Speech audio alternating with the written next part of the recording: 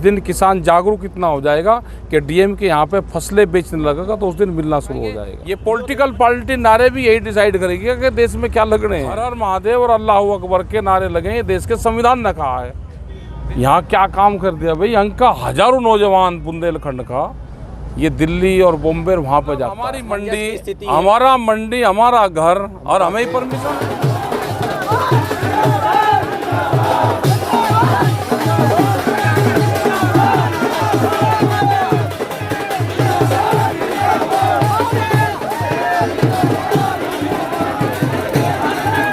सरकार अब इसकी है तो इसी से तो बात करेंगे।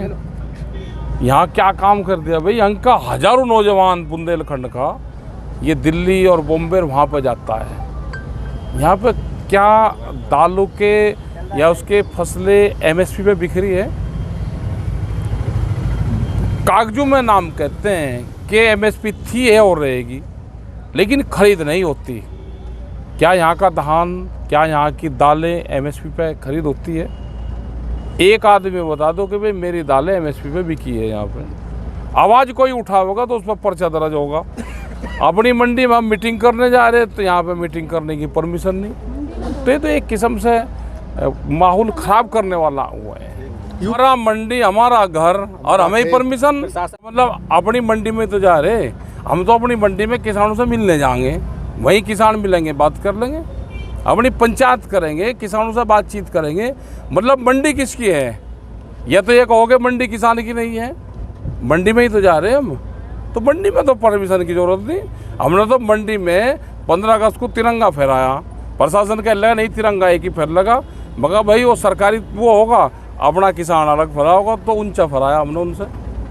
तो ये भी परंपरा रहेगी अपनी मंडी में, अपना मंदिर अपना तिरंगा आने वाले टाइम पे फहरा करेंगे हम। और क्या पता भाई क्या क्या लगाओगे तो मंच वाले बताओगे, क्योंकि नारों का बैन है देश में। ये संविधान में सबको राइट ये दे रखा है कि कौन पूजा पद्धति कैसे करेगा, वो सबको राइट दिए गए हैं। जिस दिन ये उसमें से क्लोज हट जाएगा, कानून में बदलाव कर देंगे, उस दिन नहीं लगाएंगे। हर हर महादेव और अल्लाह अकबर के नारे लगे, ये देश के संविधान ने कहा है। देश के संविधान से जिस दिन ये वो हट जाएगा, नहीं लगाएंगे। ये पॉलिटिकल पार्टी नारे भी यही डिसाइड करेगी कि देश में क्या लगने हैं। ये नारे डिसाइड पॉलिटिकल पार्टी नहीं करने की। कानून देश में गोदाम पहले बने और कानून बाद में बने। ये देश की जनता उन कानूनों को नहीं मानेगी। अनाज व्यापारी के गोदाम में बंद होगा, रोटी उसकी तिजोरी में बंद होगी।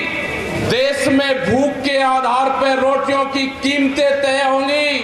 ये आंदोलन किसानों का नहीं है, ये आंदोलन उन 14 करोड़ नौजवान का है जो प्रधानमंत्री ने कहा था कि मैं हर साल 2 करोड़ बेरोजगार लोगों को नौकरी दूंगा।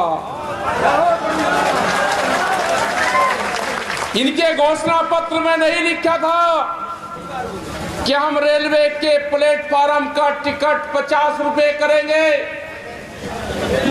हम ट्रेनों को बंद करके स्पेशल ट्रेन का नाम देके और उसके 4 गुना रेट करेंगे, नहीं लिखा था। मंडियों की आमदनी कम हो रही है। मंडियों की आमदनी जब कम होती है जब उसमें फसलें नहीं जाती। एक तरफ आप कहोगे कि मंडी के बाहर आप अपनी फसल बेच लो, फिर आप कहोगे कि मंडियों की आमदनी घट गई। उन मंडियों को बेचने का काम करा जा रहा और ये कहा कि इन मंडियों में एग्री बेस इंडस्ट्रीज लगेगी, कृषि की फैक्ट्रियां लगेगी। इनको अपने चहेतों को मंडियों की जमीन बेचेंगे। एक जिले में कई हजार करोड़ रुपया की जमीनें हैं, ये मंडियां भी बिकेगी। रेलवे लाइन की जो पासपोर्ट जो जमीन पड़ी थी पास में, उनके प्रस्ताव हो रहे हैं, रेलवे की जमीन जारी है। जो लोग जिनके खेत नेशनल हाईवे के आसपास हैं, एनएच में जो नेशनल हाईवे है, कानून आगे लाल किला डालमिया को बेच दिया। इनका लाल किला नहीं है। लाल किले पे अगर 2 दिन के लिए भारत सरकार लेती है झंडा फहराने के लिए, तो डालमिया को किराया देना पड़ता है। लाल किला ने कोई कानून नहीं बनाए, कानून भारत की पार्लियामेंट में बनाए, गलत तरीके से बनाए।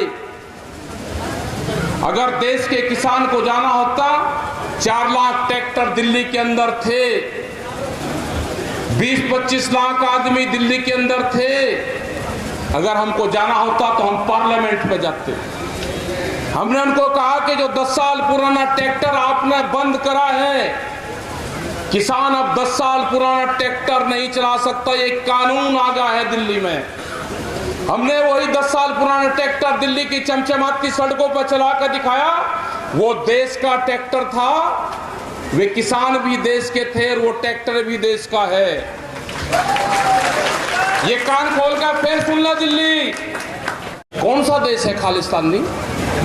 क्या सिख कम्युनिटी जिन्होंने इन जंगलों को तोड़ के देश को अनाज दिया? 2013 में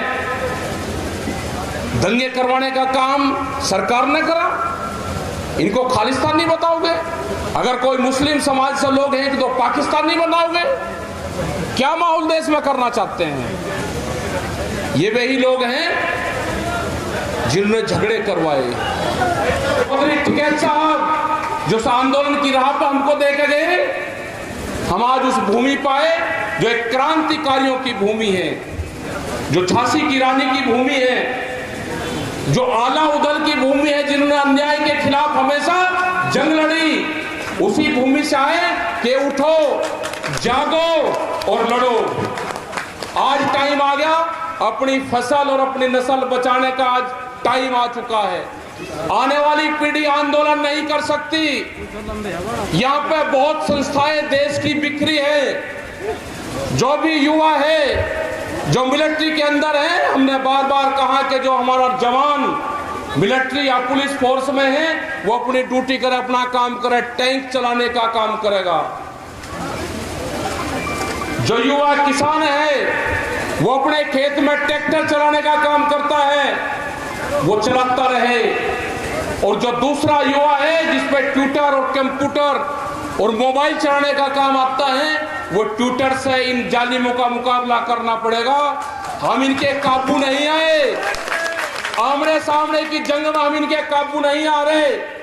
हमारा आंदोलन पिछले 10 महीने से जारी है, लेकिन ये अफवाहें फैलाते हैं हमारे खिलाफ, इस आंदोलन के खिलाफ, इस भाईचारे के खिलाफ अफवाह फैलाने का काम करते हैं। तो अगर आपने मेरा YouTube चैनल सब्सक्राइब नहीं किया तो प्लीज़ सब्सक्राइब कर लें और उस बेल आइकन पर जरूर क्लिक करें, जिससे जो मेरे न्यू वीडियो हैं वो आप देख सकें।